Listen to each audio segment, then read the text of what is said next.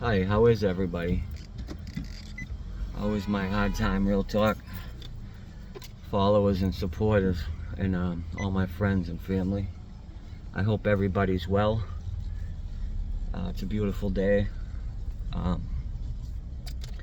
I get a lot of suggestions, especially about the car stories. Everybody seems to like the car stories and want me to keep doing them. So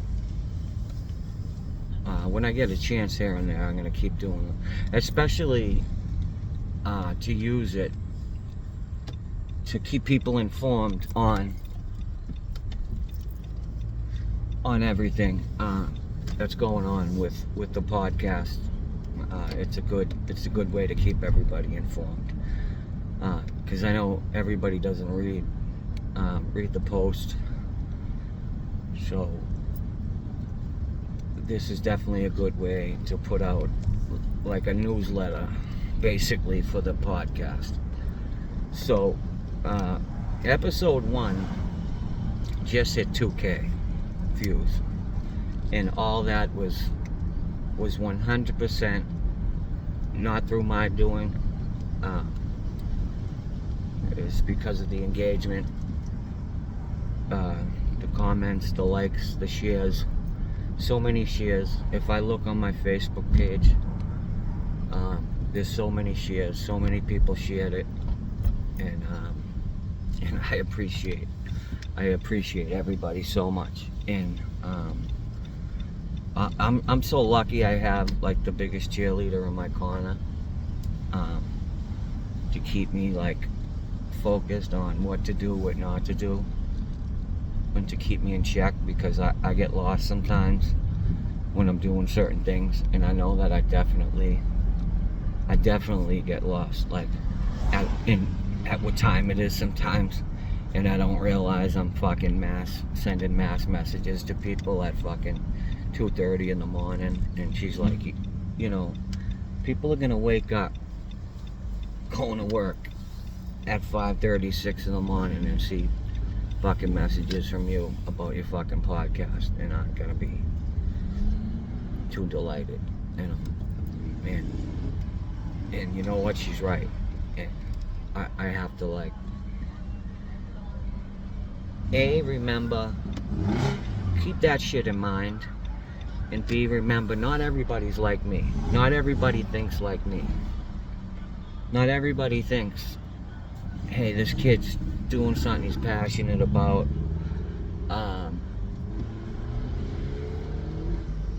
Throwing down a like and comment takes 10 seconds. That I would do it for anyone of y'all. Like, here's the thing, anybody I send my content to is anybody that I would return the favor to. If you were doing the same thing, I would do it in a heartbeat. So I forget that everybody doesn't think like me, because you know, it's just everybody doesn't think like me. So I just seen this post, somebody sent it to me and was like, it made me think of you. And it was a content creator saying, listen, don't take it personal. Some people just don't get it. They just don't get it. Most of y'all, if you end up making it as a content creator, you will find out that most of your support is gonna come from strangers. Most of your support is gonna come from strangers or people you just met on social media. And I haven't made it as a content creator. That's what I'm trying to do for everybody that I don't know if they know or not, if I'm just doing this like as like a hobby or something. It's not a hobby. It's more than a hobby. I'm trying to do it as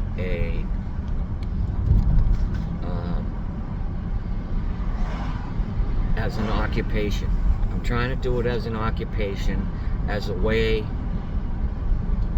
to, I want to monetize and use this as a way to put money on the table. I've seen people do it, with lies, with complete and utter bullshit, with not one person to back up their bullshit. And I know it's bullshit because I live this life that they're claiming to live. And I know that if you make these claims that they've made, there's gonna be somebody that was there and that will say, yeah, I was there in that yard when this person did such and such or whatever. And especially in a large state that these people are claiming that they did whatever. And I know it's bullshit. That's just all there is to it. And they're driving Bugattis and they're making 6 or 7 figures off it. So that isn't my expectation, but I want to bring something to the table. I want to be able to monetize this in some way. Come on, what the hell? Jesus Christ, drivers. So that's what I'm trying to do for those that don't know, and I'm just asking for some support. If you can give it, cool. If you can't, I don't understand it. It's not hard. Someone tried to tell me the other day when I was trying to walk somebody through liking and commenting that they don't have time. And I said, you don't have 10 seconds in your day? Because that's all it takes to hit on the link that I'm already sending you.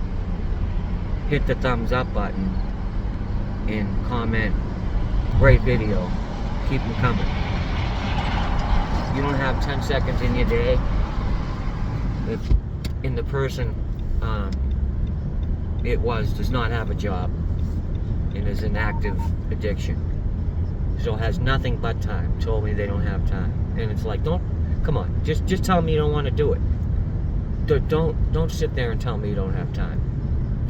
But if I'm sending videos to people that just don't have 10 seconds for me, but just don't want to do it, don't want to support me, don't give a fuck what I'm trying to do, don't see what I'm trying to do, don't care, are just that type of person, then just tell me, and I'll stop sending you.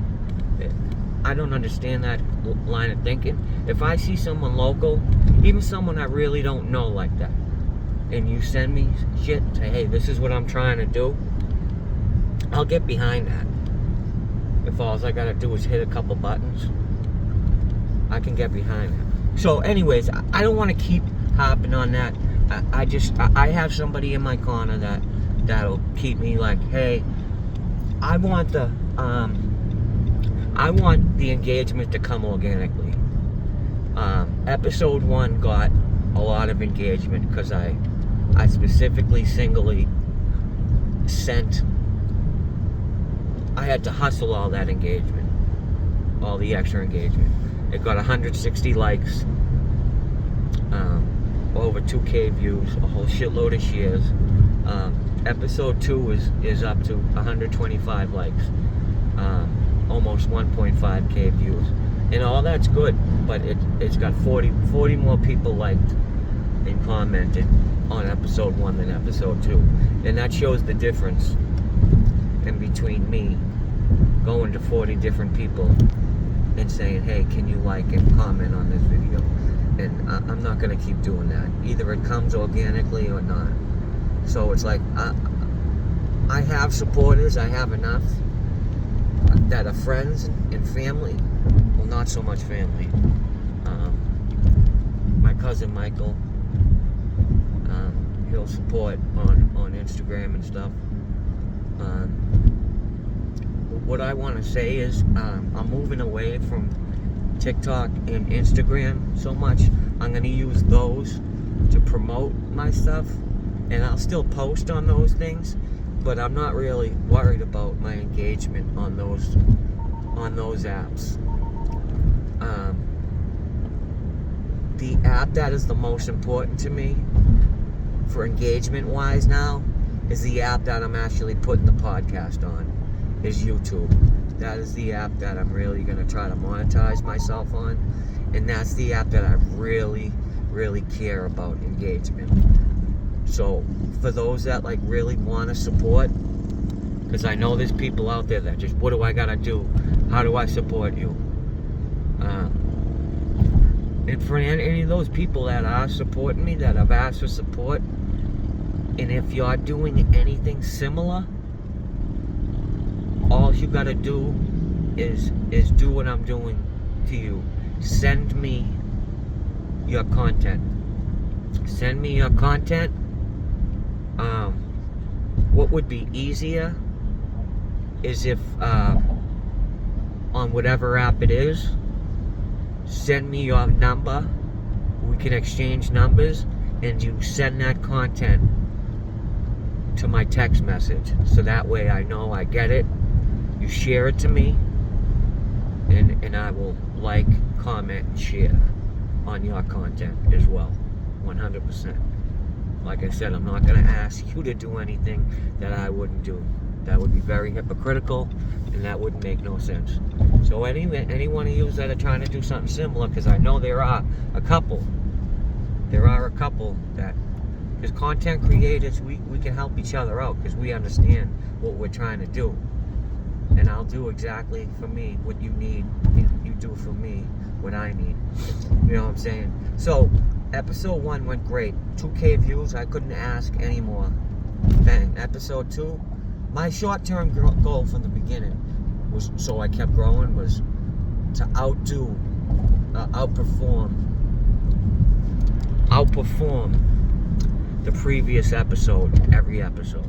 So I wanted episode 2 to be better than episode 1, then episode 3 to be better than episode 2, and so on and so forth. But episode 2, I had so many problems with the editing and so many frustrations. It took me 15 hours to do that. Finally, when I was able to upload a video that was uploadable, I just put it out. And the whole first minute is glitching. It's a mess. I deserve to be putting better content out for myself and for my guests. So I understand why that isn't gonna get more engagement from other people than the people that are supporting me. Do you know what I mean? Because it's pushing it to get more views from a wider audience when we're engaging, and that other audience isn't really going to engage when they see the whole first minute is a mess. And that's my fault. I didn't look at it before I put it out, because I was just so frustrated that once I seen it was uploadable, after 15 hours of so many things, my mouse was broke. Then I had to go get a different mouse. That wasn't compatible with the computer. Then I had to go get another mouse. That worked, but when I try to put the videos, it was 9 videos that came out in the one podcast. I kept laying them on a track, and instead of going down chronologically, they went on backwards, and I didn't know they were laying on backwards. And when I tried to upload it, it was too long, thank God, because if I would have uploaded a video that was backwards. So when I figured that out, that it was coming out backwards, I had to erase that whole video and lay it down, and then reverse each video so that it came out chronologically correct, and then found out it was too long, that I had to make the video less than 57 minutes. So I had to cut 10 minutes out of the video. When we were shooting, the camera only held about an hour and 15 minutes of video, so the camera stopped and ran out of we ran out of camera before he got to finish. So it was a shit show to begin with. But this is things that I'm learning, so I know now how long we have. I know how long the video has to be. I know all this stuff. I know now that CapCut, I'm having an issue laying down the videos on the track. If some people might understand this, they might not. Come on, man. What the fuck? Jesus Christ. Sorry. It comes out in multiple videos, multiple sections. because for whatever reason, the camera stops every 10 minutes. So I have to put it back on. So the whole video comes out in sections. So when I go into the editing app, which is CapCut, I have to put that all on one track to make it one video. And when I put it down, it should go by how I put them down. And I put them down chronologically. But when I was doing that, for some reason, they were flipping on the track. So now I know that I have to look out for that, and if it does that, I have to reverse the videos. And I know that it's not going to upload or import to TikTok or YouTube if it's longer than 57 minutes. So when I am interviewing, I know that it's my job to push the person along and to get through the story so that we get to the recovery part and what they're accomplishing in their life now, because that's really the important part, what I want to get to. So we were supposed to shoot episode 3 on Wednesday. It started raining. Now I need to start finding alternate locations for the bad weather and the rain. I'm going to start looking at the library. I heard the Cambridge and Somerville Library, you can, they have places for this, for podcasts. So I'm going to check the Charlestown Library, the Malden Library. I was going to try to do it Friday. I forgot that we had tickets for Canobie Lake. We went to Canobie Lake yesterday, me and the family. What an awesome day. What an awesome fucking day. JJ went on like the big rides that he's just able to go on. Like he just is big enough to, and he might not even be big enough. He had to go on his tippy toes. But what a big fucking boy he is. This kid's fearless. This little shit is fucking fearless. You had to see him. But when we went on like one little dragon roller coaster, like he went on it with Lorraine first, and like he leaned into her and like held on to her the whole time and was like, "I'm scared," but he wanted to go right back on it. And he's like, "I want to go back, I want to go on it with Daddy." And she's like, "You gotta do it, you gotta do it." It's so, watch how awesome it is when he leans into you. And I did it, and he just held on to me the whole ride, and it was like, I could have did it all day. It's just such an awesome feeling when your kids feel like they need you and they hold on to you, because there's just some of the day where they could just be little mean shits, and you just want them all the time to be, "I love you, Daddy," and that. But the older they get, the farther away from that they get, and those are things you want to cherish. Having children and being a dad is the greatest gift in this world, the greatest gift I've ever been given, and I get to be a present dad every day, and it's the best thing. Coming on here and doing this social media thing is really like showing me that, you know, people clearly have an issue with the type of person I am. I've obviously known a little of that throughout the years, because I could be harsh. I don't have a filter. I say what I want, when I want, what I mean. I say what I mean what I say. And that rubs people the wrong way when people don't hold their tongues. And it is what it is, and it gets frustrating when the person talking shit isn't right in front of you. My whole life, anytime someone has had an issue with whatever, they've always been right there in front of me, and I've always get to handle the situation right there and then. So it's a very frustrating thing when you can't, and that's what makes social media very frustrating. And it's whatever. I mean, I thought I was doing something positive. I thought everything here I was doing was something positive. I don't even realize when something negative's coming out of me. But I'll be the first to admit that I'm not perfect. I'm far from perfect. I never came on here and said that I was. That I'm coming on here to push this perfect thing. That follow me, do exactly as I do. I'm this perfect person. No, I drive down the street and I have road rage every 5 minutes. And I've spent almost 20 years in prison. I'm a flawed human being, and that's why I come on here and vent and try to speak to my supporters and get some support back. Because I do this as therapy, because I need fucking therapy. Do you know what I mean? I need help myself. This isn't a cure-all for people.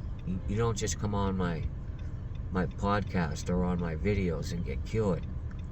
I don't know if I've put that out there. If I did, excuse me, but that's not the case.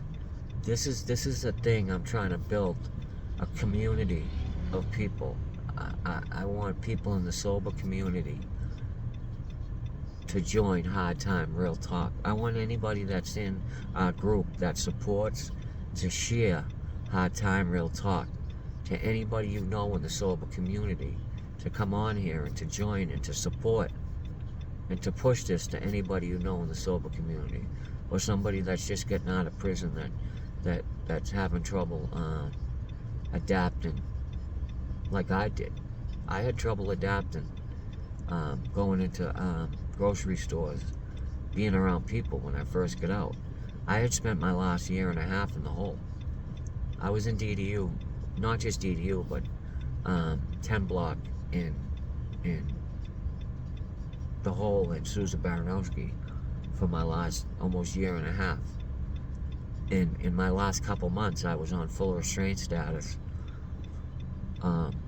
which meant I couldn't even, if I did go out, I was completely shackled in leg chains, because I cut the cage and went through the cage on somebody. Like I was an animal.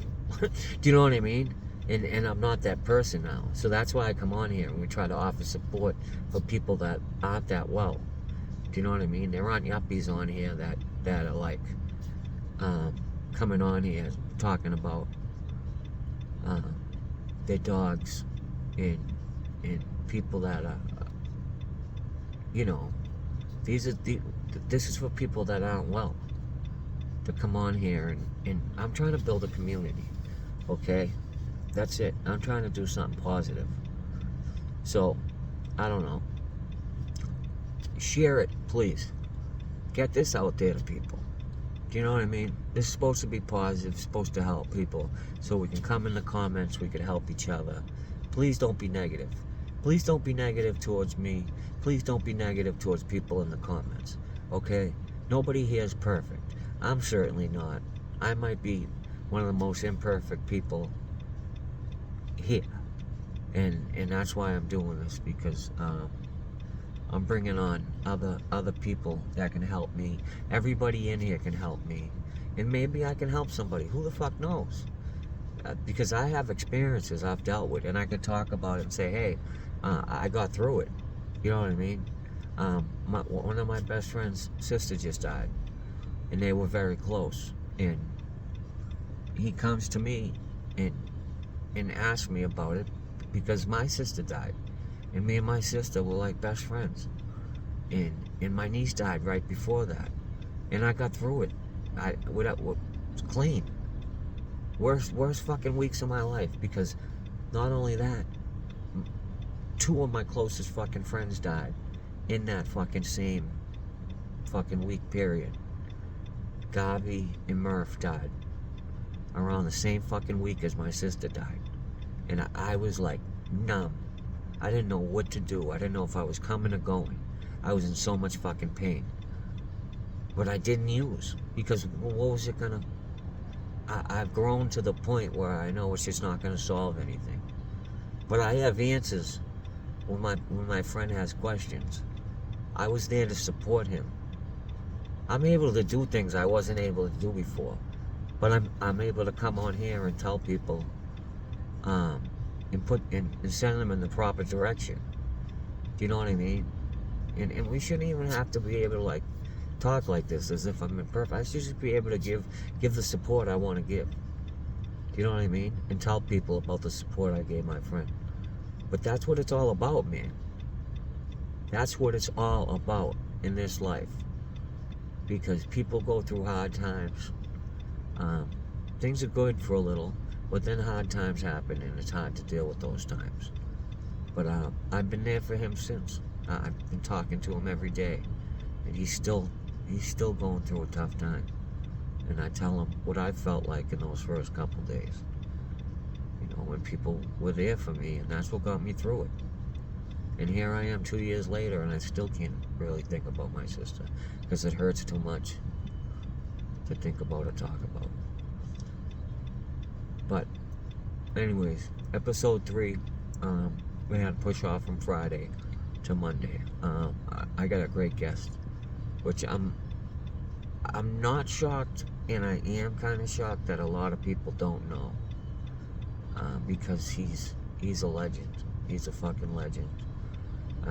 He's somebody that, you know, Ben Affleck came and made a movie that was based on a book. I don't know, I seen, which is so ridiculous, this fucking guy lie, which, rest in peace, Judge Frank Caprio, great guy, the guy from Rhode Island, Cotton Providence. He went and lied to him saying the town was based on him, and the thing went viral. But the town is based on a book. The town was supposed to be called Prince of Thieves. They changed the name to the town at the end. I don't know why they did it.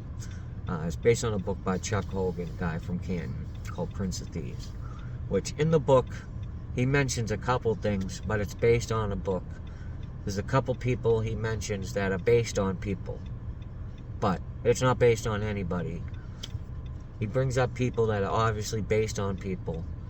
Fergie in the fucking the florist shop. Clearly that's fucking based on. We know who that's based on. But then he mentions Bozo's crew that gets caught in Hudson. We know who he's talking about, who got caught in Hudson. But it's not based on. The book is not based on Anthony Shea or whatever. But when they were making that movie, Ben Affleck went to go see one person and one person only to talk about how to really rob a fucking armored car and to get the lowdown on shit. Because this is a person that is very quiet as kept. He doesn't talk about shit really, and that's what makes it so incredible that I have him as a guest. And the person that Ben Affleck went to go see in Norfolk, that is who I am interviewing on Monday. And the guy just did 17, 18 years for an armored truck. And he would have got away, never got caught, because the guy and his crew were so good at it if they didn't bring someone else into it. And the person fumbled the ball and then ratted on them. But we have an incredible fucking guest. If you know him, you know him. You know how fucking serious he is. And he's a great friend of mine and a good fucking man. And he offered to come on because he knows how incredible an interview that would be and how much it would help my podcast. And he came to me and offered me, because he knows obviously I would love to interview him. And that's how much of a good man and a good friend he is. And that's what good people do with good people these days. Thank you for watching. I love y'all. Peace.